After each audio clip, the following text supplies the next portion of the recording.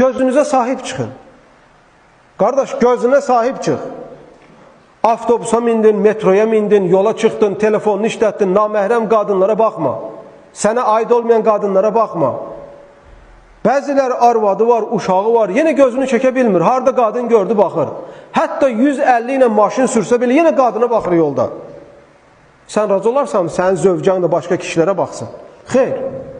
Necə ki bir kişi eğer şor göz olarsa, naməhrəm qadınlara baxanda etkilənirsə, eləcə də bir qadın naməhrəm kişilərə baxanda etkilənir. Bir qadının işi bazardan bazar, dükkandan dükkan, kişilərin içine çıxmaqdan çəkinmərsə, təsəvvür eləyin nə qədər kişilər görəcək, ilk gözündən düşən də sən olacaqsın.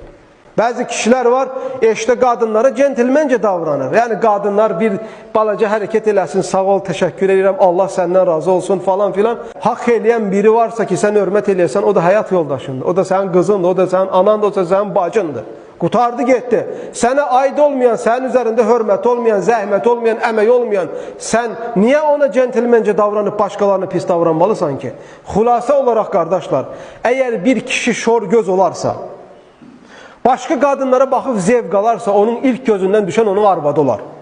Bir qadın şor göz olarsa, başka kişilərə baxmaqdan zevq alarsa, ilk gözündən düşən onun əri olar.